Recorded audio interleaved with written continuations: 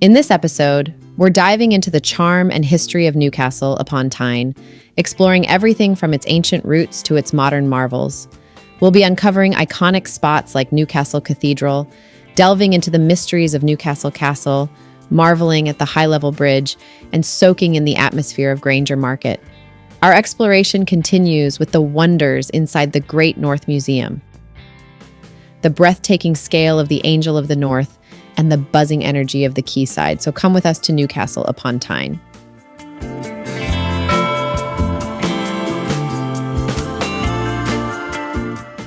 So where exactly is Newcastle upon Tyne?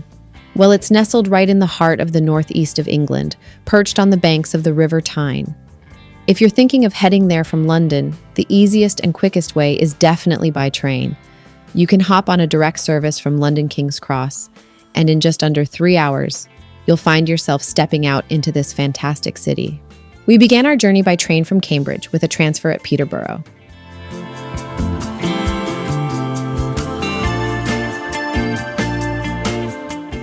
On the way, we passed through stations like Ely and March before reaching Peterborough.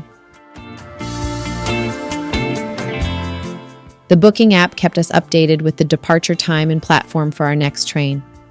Once in Peterborough, we could see detailed information about the next train, including seat allocations for each compartment.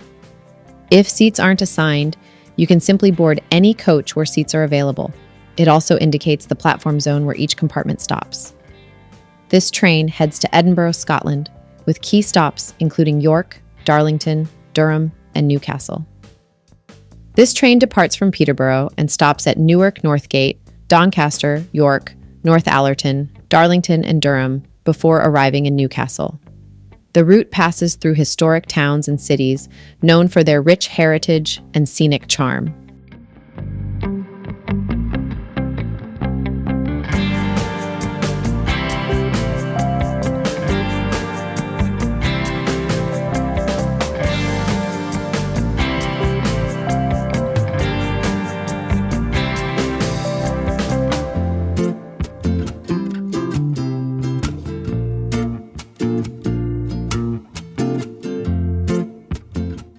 So, we finally arrived at Newcastle upon Tyne station, buzzing with excitement.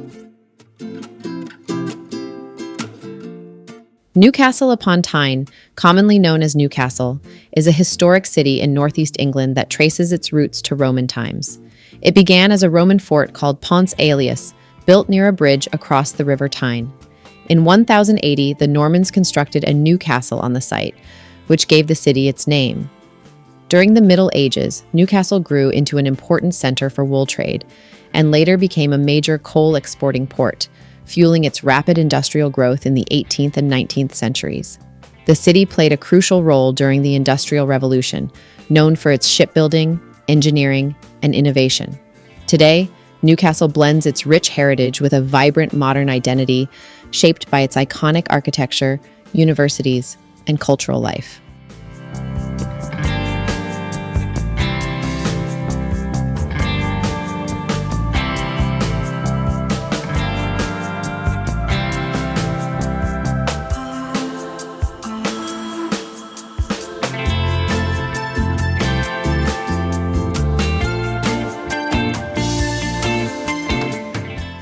First things first, we checked into our hotel, Motel 1, which was super convenient and cozy.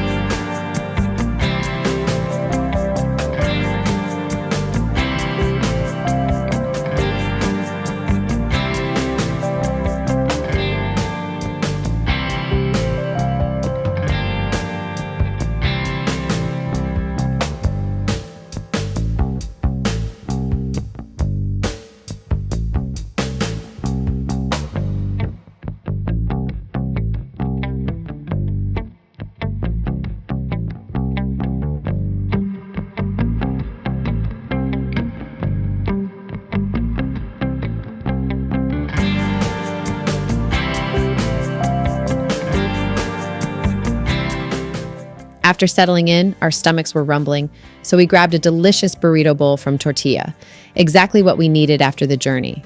To cap off our first evening, we decided to unwind with a movie. What better way to relax than catching a blockbuster? We went to see Mission Impossible, starring the one and only Tom Cruise.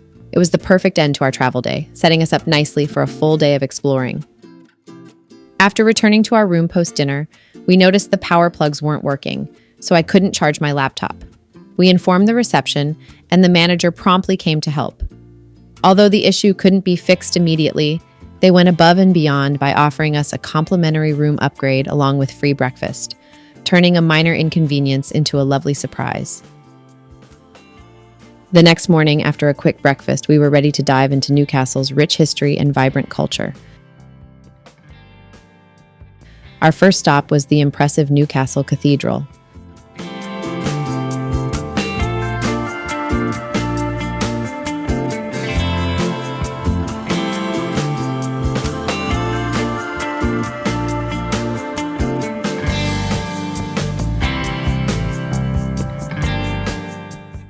Walking through its ancient doors, you could really feel the centuries of stories within its walls.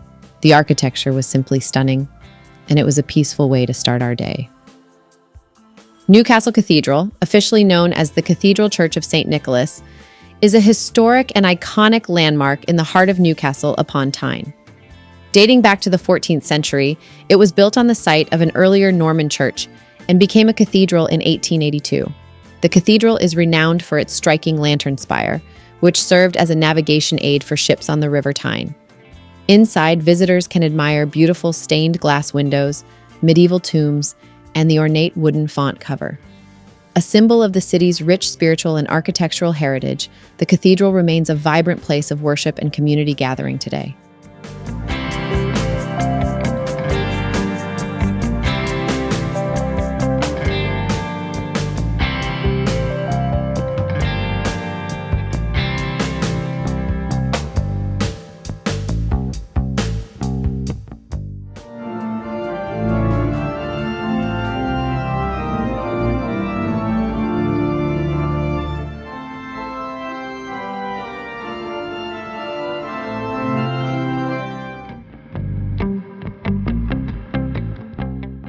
Far more than just a place of worship, Newcastle Cathedral is a hub for cultural and social engagement.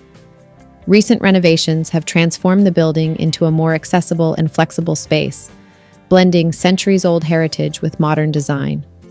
Events such as music concerts, art exhibitions, educational workshops, and community outreach programs are regularly held within its walls.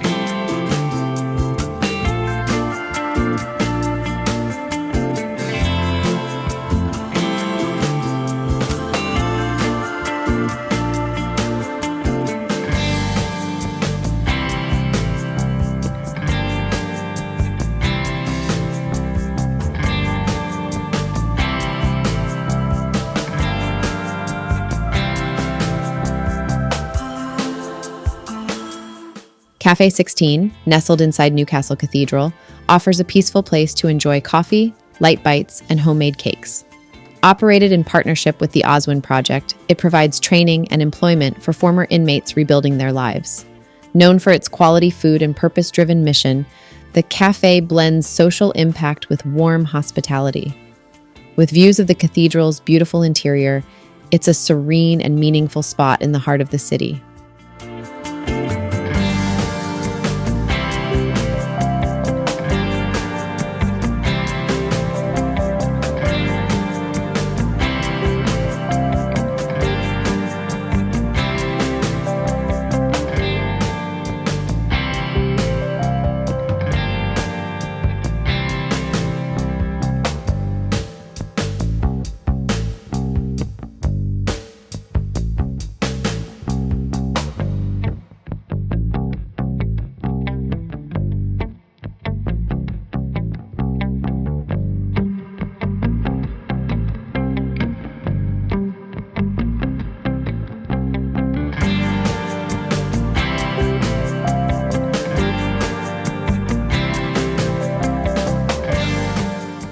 Just a short walk away, we found ourselves at Newcastle Castle.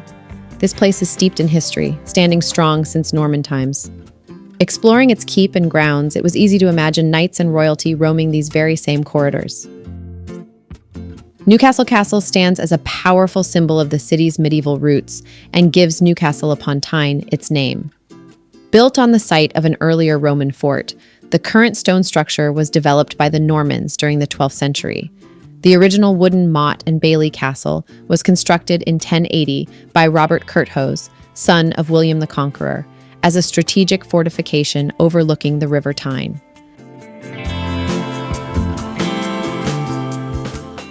Later, between 1168 and 1178, King Henry II ordered the construction of the stone keep and fortified walls, much of which still survive today. This impressive fortress once played a vital role in defending the northern frontier of England against Scottish invasions.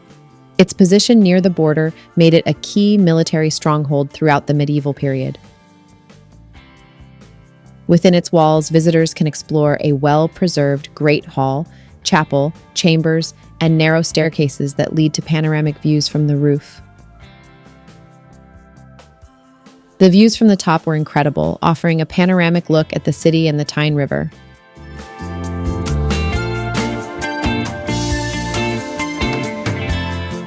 From its dramatic architecture to its rich history, Newcastle Castle remains a vivid reminder of the city's strategic importance and enduring legacy. Whether you're a history enthusiast or a curious traveler, a visit to Newcastle Castle is a journey through centuries of English history. From the castle, we made our way to admire the iconic high-level bridge. The high-level bridge is an iconic double-deck road and railway structure spanning the River Tyne between Newcastle upon Tyne and Gateshead.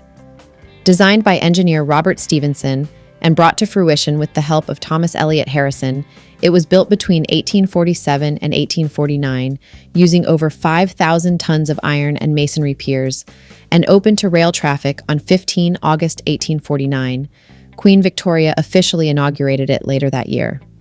Remarkable for being the world's first major wrought iron tied arch bowstring bridge, it supports trains on the upper deck and road vehicles below, originally including pedestrians and carriages.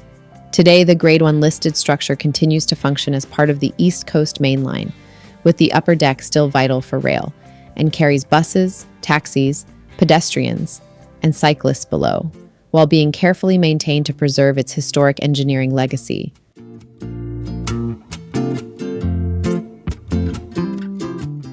Newcastle upon Tyne is famously connected to Gateshead by 7 iconic bridges spanning the River Tyne.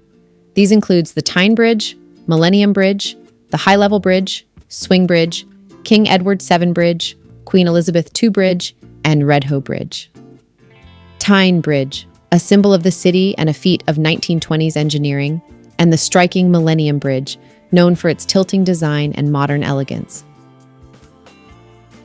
The High Level Bridge, opened in 1849, was the world's first combined road and rail bridge.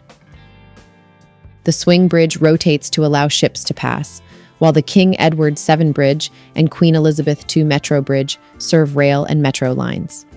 Completing the set is the Redhoe Bridge, a key road crossing. Together, these bridges showcase Newcastle's rich industrial heritage and architectural diversity. Our next stop was the lively Granger Market. This place is a treasure trove. Bustling with activity, it's packed with independent stalls selling everything from fresh produce to unique crafts and delicious food. We loved soaking in the atmosphere, grabbing a few local treats, and just observing the daily life of Newcastle.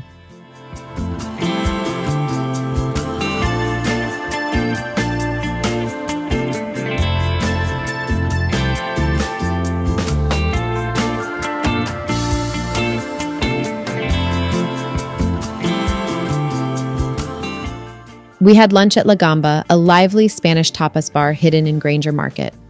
The cozy spot served up a flavorful spread of chorizo, octopus, croquetas, garlic prawns, and meatballs, bringing a true taste of Spain to Newcastle. Grey's Monument, built in 1838, stands at the top of Grey Street in Newcastle, honoring Charles Grey, the second Earl Grey. The 40-meter column is a popular city landmark and meeting point, offering panoramic views on select days.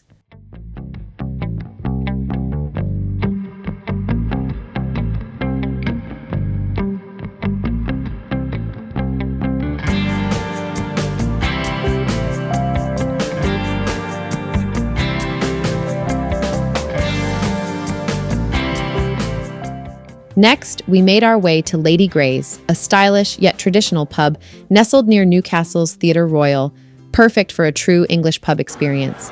With its warm ambiance, vintage decor, and impressive selection of craft beers, ales, and gins, Lady Grey's blends modern flair with old-school charm.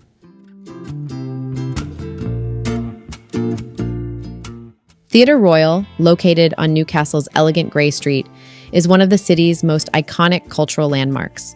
Since opening in 1837, it has staged everything from Shakespeare and West End hits to opera and ballet. With its grand architecture and rich history, it offers a top-class theater experience in a beautiful setting. For dinner, we stopped by Cafeon, a cozy Greek spot in Newcastle's big market. The warm setting and authentic flavors made for a great meal, with highlights like moussaka, lamb kofta pita, lamb kleftiko, and chicken souvlaki.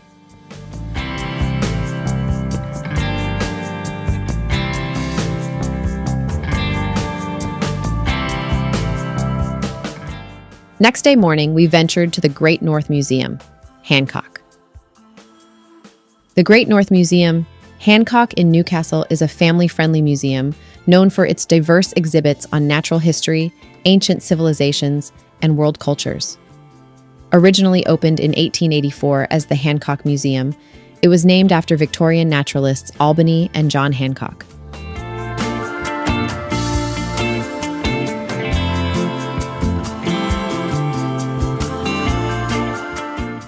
The museum is spread across 3 floors, each offering a unique experience. The ground floor features the Living Planet Gallery with animals from around the world. Fossils including a T-Rex, crystals, Anglo-Saxon artifacts, and hands-on spaces like Explore and the Mouse House for young children.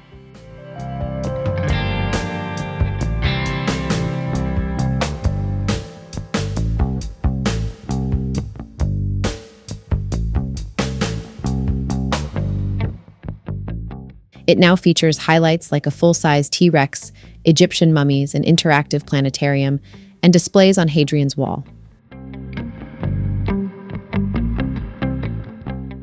The museum blends historic charm with modern learning and is a popular destination for visitors of all ages.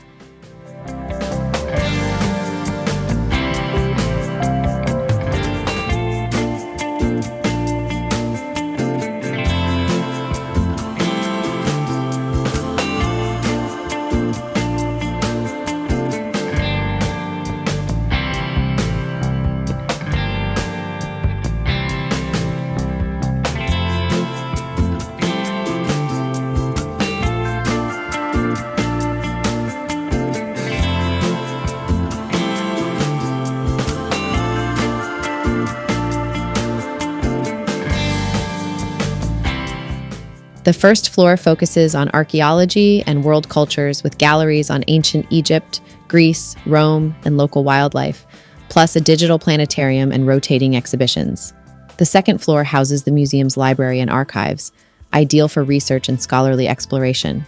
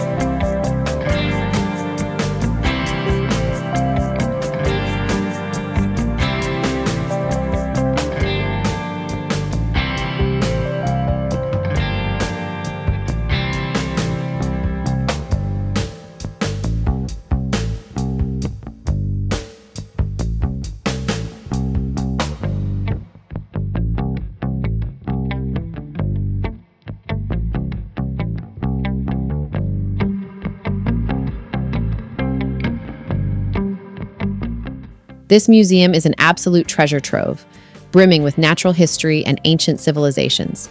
We spent hours marveling at everything from dinosaur skeletons and ancient Egyptian mummies to exhibits on world cultures and local history. It's incredibly engaging and informative, a definite must-see if you love learning.